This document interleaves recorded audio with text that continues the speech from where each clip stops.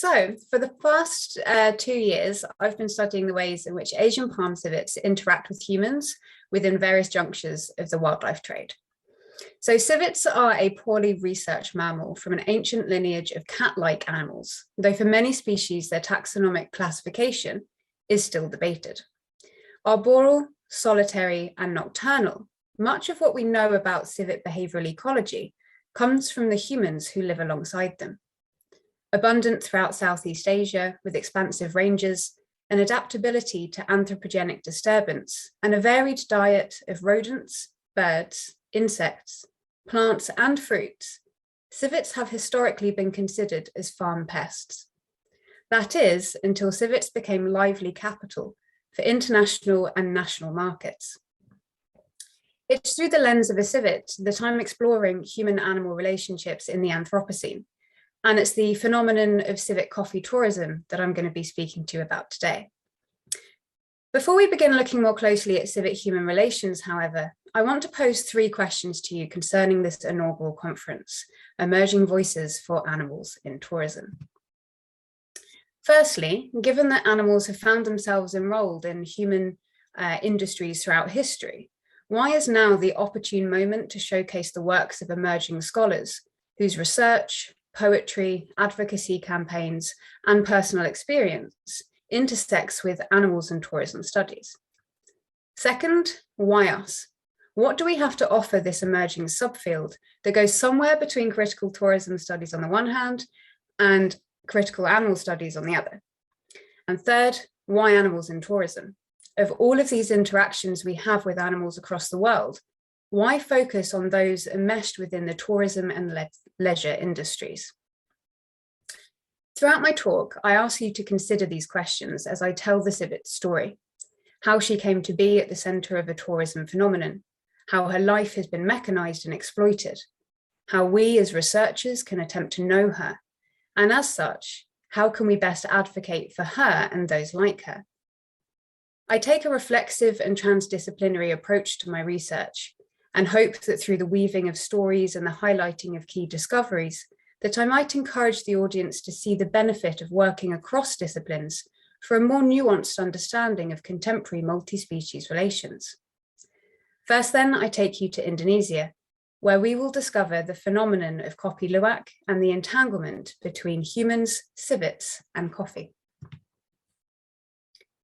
Prized by coffee partisans for its exclusivity, Copyluat literally translates to civet coffee, coffee which is processed through the civet's digestive system, where coffee beans are then collected from the civet species. Reaching prices of up to $260 per kilo, Copyluat's price tag is secured by its perceived rarity and unique production method. It is said that its unique taste can only be acquired through the civet's complex digestive processes. The civet's digestive enzymes are believed to physically alter the bean's structural composition, creating a smoother, richer, and less acidic experience for the consumer. Although discovered in Indonesia 200 to 300 years prior, Copyluat rose to fame on the international coffee market when it was featured in film and popular media throughout the early 2000s. Its novel production method fed into what food scientist Massimo Marcone describes as the characteristic desire to consume unique food products, which is prevalent amongst passionate coffee drinkers. Copyluat's mystique is enhanced by marketing campaigns which play upon the civet's elusive nature, describing civets as seeking only the ripest coffee cherries for consumption. Yet with the rising consumer demand has come a rise in Copyluat production. Wild collection has given way to caged production, and just as Foucault described biopolitics as the active state control over human bodily processes, so too is it the case for civets embroiled in the Copyluat industry. State control of the civet is exerted by the Indonesian government, who issue permits for wild harvesting, captive husbandry, and home food production certificates to regulate the mass cage production of Copyluat. Copyluat production is concealed, occurring in people's homes, backyards, and garages, in places which anthropologist Anna Singh would describe as marginalized out-of-the-way places, places free from the judgments of onlookers. In Bali, however, Copyluat tourism has emerged. Holidaymakers are welcomed into curated sites to see how this unique coffee is created. Firstly, tourists are introduced to a small garden of labelled tropical plants, and they're invited to see coffee cherries in their natural form. They're then guided towards a row of small cages, each containing a bowl of coffee cherries and one or more civets. Here, visitors can view how the coffee is processed through civet consumption and defecation. Next, tourists can try to grind the beans by hand and roast them on a fire, typically alongside an elderly Balinese woman, after which they are presented with a complimentary selection of endemic teas and coffees, with the option to purchase Copyluat for a nominal fee, typically around $4 US. The entire curated experience typically lasts no longer than about 30 minutes before the tourists exit through a gift shop selling teas, coffees, and various trinkets at inflated prices. Since its emergence just after 2010, Copyluat agro-tourism sites have proliferated, and now they stud the tourist trail from Denpasar International Airport in the south until Mount Batur in the north. These sites claim to be creating this rare and exclusive product. Despite displaying civets in cages, no civet coffee is produced there. The terrain is unsuitable and the animals too few to sustain the high number of tourists that come through the trail each season. Unable to travel to Indonesia in person amidst the COVID-19 travel restrictions, I've been observing the virtual realms of Copyluat tourism instead. Inspired by feminist scholar Donna Haraway, I view the internet as a contact zone in which new worlds and possibilities are created through the encounter of different species. For through the sharing of animal and animal product images, the lives of animals and humans are shaped and connected. To understand the trends in tourist-civet relations, I turned to TripAdvisor, the world's largest online tourist review platform. Here I saw how the witnessing of animal exploitation, the hidden aspects of contemporary Copyluat production laid bare, put the identity of Copyluat at risk. Hinged on a fine balance of storytelling that relies on the romanticization of hunting for rare civet feces in the wild, the caging of civets clearly unravels this narrative, as rows upon rows of caged civets are displayed as mechanized Copyluat producers. Caged civets frequently make their resistance clear, pacing rapidly in stereotyped, repetitive behaviors to counter the stress induced by captivity, living in conditions which go against their natural instincts for secrecy and solitude. Attempts to veil this cruelty, tour guides give false information to tourists, claiming that the civets are free to leave the cage at night, that they would voluntarily return to the cage at dawn, that coffee was only a dietary supplement, and that pacing was normal locomotion. One such review reads, "The tour guide told me that the civets are released each night and then placed back in the cages each morning. But when I observed the locks, they were covered in cobwebs and rusty wire. I don't know if he was telling the truth." Caged civets were also frequently described by tour guides and tourists as workers and helpers, who in return for their efforts received payment in the form of coffee cherries. And so the civets were seen to voluntarily enter a sort of mutual business contract. Interestingly, however, even the absurdity of Copyluat production was likened to work, as was ironically highlighted by the following tourist who remarked, "While looking at these depressed-looking cat things crapping out coffee beans, it reminded me of what my face must look like whilst I go to work on a Monday morning." The comparison made here demonstrates that the caged civet is an evocative reminder of the unequal power dynamics inherent to the human and animal labour forces which prop up capitalist systems across the globe. For others, however, empathy was felt more personally, through the embodied knowledge of caffeine. One reviewer stated, "The poor civets are so stressed they are labelled aggressive, but how would you feel if you were kept in a box with nothing to eat but caffeine?" The witnessing of civet suffering in Copyluat tourism attractions was found to be a strong incentive to leave a negative TripAdvisor review. Users attempted to prevent further Copyluat business. Many negative reviews included recommendations to avoid and boycott the attraction on the grounds of animal cruelty. But what was also clear was that not many people knew of Copyluat before entering the tourist facility. Research into Copyluat as a product was also almost exclusively done after the tourist visit, when they began to question the authenticity of the experience. Many reviewers claimed regret at visiting, stating they were unaware that they would be contributing to what they now know to be a cruel industry. Unfortunately, however, it was not always witnessing animal cruelty which triggered tourists to question the ethics of Copyluat tourism. Rather, it was upon returning home to find that the $100 coffee purchase that they had bought in the gift shop had actually transpired to be nothing more than a small bag of powdered sugar. For these tourists, it was only when the product's authentication was questioned that the ethics of caging animals was also called into question. By 2017, and most likely in response to negative reviews, a new animal management strategy began to emerge. The instances of the term cage in tourist reviews became less common, and selfies with civets became popular features across most of the plantations that I was surveying. Unfortunately, both tourist reviews and uploaded photographs to the TripAdvisor site indicated that civets may now be being drugged for safe handling by tourists who were assured that the animals were merely sleeping. The civet's nocturnal nature has therefore become another exploitable feature, provided as justification for the animal's sedentary appearance. One reviewer explained, wild animals kept in cages and one of them put on a table for people to pet it and take photos with it. Most likely it was drugged as it didn't move at all. I asked why and they just said it was awake at night. The 4 ones in cages were oddly enough very active during the daytime.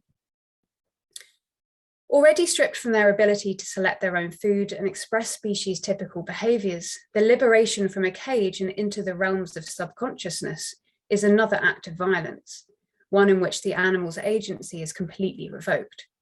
Again, concerns were often expressed in a call to action to prevent ongoing suffering, and tourists used TripAdvisor for this purpose. One reviewer wrote, "I would not recommend this place solely on the fact that they had a luwak which was tranquilized at the shop for people to touch. It was just lying there like he was dead." The civet's captivity for tourism then, in all its form, represents a complex interplay between the phenomenon of witnessing, encountering, contributing to and contesting animal labor and bodily mechanization. Yet Copyluat as a product is also rooted in cultural heritage, one which relies on effective storytelling in the guise of authenticity. It was in following these threads that I decided I needed to become closer to my animal informants, to understand their experiences more fully. Indeed, multi-species scholars often advocate for becoming with their non-human interlocutors in a bid to move beyond anthropomorphic, and thus anthropocentric, interpretations of the non-human world. Yet becoming with animals enmeshed in exploitative systems involves more challenges than simply being separated by taxonomic class. In the case of Copyluat production, civets are rendered invisible by physical boundaries, existing in places which are designed to be protected from the gaze of onlookers. And whilst Copyluat tourism does offer some opportunity for viewing the process of Copyluat, witnessing civet plight can reduce the researcher to that of spectator. As noted by anthropologist Frederick Wirtz, spectatorship is a methodological approach we ought to move beyond. We must instead experience the joys and the pains of our subjects in full detail in our very depths, if we are to faithfully know them. Yet the issue of witnessing animal exploitation transcends beyond the mere issue of methodological rigor and into the realms of ethical dilemma. Through the act of spectatorship, researchers themselves can become unwitting participant within Foucauldian biopolitics of bodily control and surveillance. In such cases, the researcher remains separate from the animal whom they seek to understand, whilst integrating themselves into the anthropocentric hierarchies of domination that they may intend to contest. It was upon these ethical and methodological considerations that myself and my colleagues, an international collaboration of artists and biologists, turned instead to human bodily experience to try and become closer to our civet informants. So far, our collaborative transdisciplinary explorations have resulted in 2 projects, one of which is still ongoing. The first was an attempt to become with animals who were used as tourist spectacles. And so, whilst on a work trip with colleagues in Finland, I found myself in a cage, constructed from wire, fully encasing my upper body, and a sign on my back, which in English, Finnish, and Swedish read, "I cannot speak to you, but that does not mean you cannot know how I feel. I am an anthrozoologist. I seek to study human-animal relations, and this is an experiment where I seek to answer just one question. What does it feel like to be a tourist spectacle?" What followed was a transformation in spirit that was quite unexpected in such a short frame of time. The following what I'm going to read to you is an excerpt from a reflexive journal that I wrote as I traced the feelings I experienced entering the busy market town. At first, my humanness, my societal indoctrination to conformity was excruciating. A blend of embarrassment and nervous humour took hold as I began my descent into the main high street town of a small market town in south of Finland. It was market day. The sun was shining and the town was bustling with visitors and locals alike. Either side of me, I was flagged by retail outlets, cafes and restaurants. I certainly looked and felt like matter out of place. Quickly, however, my mood shifted and anxiety began to rise from the pit of my stomach and into my chest. Whilst people stared, their looks were fleeting and many avoided eye contact with me entirely, even making a wide berth around my cage, around me. Many walked right by me as though I did not exist. I felt my being transgress from human to object, an anxiety-inducing fall from grace. To be ignored as a fellow human felt as though my personhood was being stripped from me. Yet civets are not social beings. What then would civets feel? A species whose intrinsic nature is one of concealed existence, of secrecy, an elusive presence in the night. I gained my answer abruptly, when in quick succession I was approached by a series of men and women demanding to know what I was doing. I felt their demands for attention viscerally. It was the first time I had been addressed, the first time I received eye contact. My heart rate quickened, my posture stiffened. After so long being ignored, my object nature had been unceremoniously shattered. I had been seen, and it was terrifying. Unable to understand nor speak their language, my inability to communicate only seemed to encourage further attempts of interaction with me. As the hours went by, the world around me quickened, whilst the world in my mind slowed to a crawling pace. I became vacant. No longer interested in the comings and goings of the people around me, no longer embarrassed by my public display, nor interested to listening to the hum of voices, the drone of traffic, of footfall, the coffee machines, the clinking of plates. No longer agitated by the beating sun, the claustrophobic presence of the cage, the stares, the whispers, the attempts of communication, or attempts to deny my very existence by passers-by. I simply was. I became intimately aware of my own body. I was hungry, I was tired, I no longer cared about being filmed or photographed, I barely noticed the attempts at engagement. I was my body and detached from all else. The wider world had quickly muted in this short space of time, this one afternoon of this experiment. I only thought of them, the many civets who were, most probably, at this very moment, also staring out at nothing, or trying to sleep in the light of the glaring sun. The second thread we followed in our collaboration were the claims surrounding Copyluat's physical uniqueness and the methods by which it is currently authenticated. This project was actually what instigated our collaborative work as artists and anthrozoologists. The Finnish art duo Harry Liveart had originally contacted me in early 2020 for advice on civic behavioural ecology as part of their artistic research project, Collective Perversion Proposal for Re-evaluation, a longitudinal project that problematises the consumption of water through the perspective of the water toilet. In order to approach such a complicated topic, the pair had been mostly focusing on human attitudes towards bodily functions through the creation of artwork and artistic processes. The project had taken them to Indonesia, where they sought to utilise civet coffee as a case study.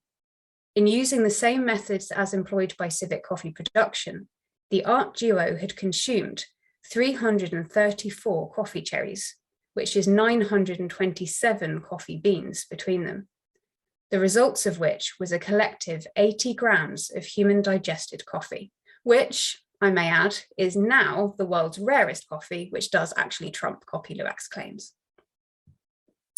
In a joint paper set to be published later this year, we explored the claims of Copyluat Authenticity by using the same methods applied by Marcone in 2004, which he used to authenticate the physical differences between Copyluat and non-digested coffee. And so, working with biological scientists in a research lab in Brighton in the UK, we ran our human coffee through a scanning electron microscope to see if the civet is truly unique in her ability to alter coffee properties.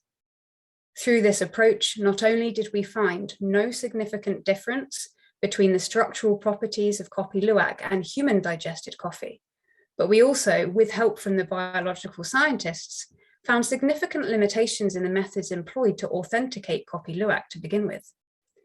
And whilst the paper is clearly beyond the scope of this talk today, I wanted to mention it here because it was through this transdisciplinary collaboration that we have now gathered scientific evidence that indicates no significant difference between coffees which have been digested through the body of a civet or the body of a human, a finding we believe to be important in unraveling the false claims of the Copyluat market. Instead, we believe that it is Copyluat's position within product speculation that allows it to accumulate consumer demand. Singh describes speculative accumulation as the tendency for contemporary capitalism to rely on as much the appearance of wealth, easy money, and triumphant commodification as on their material realization. In this sense, speculative accumulation for Copyluat lies within the claims of its uniqueness and rarity, combined with the ease of mass production, rather than the proven physical differences to non-digested coffee. Certainly, of the 3,336 TripAdvisor reviews that I have read, the majority explained that they had been persuaded to visit on the back of local recommendations, that they must try the most expensive and famous coffee in the world, a coffee with unique cultural heritage. It was upon these claims that many tourists allowed themselves to become immersed in the idea of Copyluat's uniqueness, believing that their support was contributing to the continuation of tradition and mutualistic human-civic relationships. Having worked alongside artists, biologists, conservationists, journalists, and NGOs in my endeavours to advocate for civets in tourism, I have noticed a missing piece. Research articles and campaigns are sought by tourists only after they've contributed to the Copyluat industry. For many tourists, they are taken to Copyluat plantations by their drivers, a kickback scheme unconcerned with ethical treatment of animals. For most tourists, they do not know what they're about to see, and only after the fact do they seek educational information. It's on this basis that I propose increased engagement from the travel industry. We need to work with the tourism sector to get the messages to tourists before they venture into unethical animal practices. And so I ask you once again to think about these three questions, to bring them to our next workshop later today. When I think of these questions, I think this. Why now? Because we are uniquely positioned after the COVID-19 pandemic to recreate what tourism looks like for animals. Why us? Because we all have skill sets, ideas, and expertise that can complement each other. We are the innovators who will blend our methodologies to most effectively advocate for animals. And why animals in tourism? Because for too long, tourism studies and animal studies have remained largely separate fields of research. Today, we change that.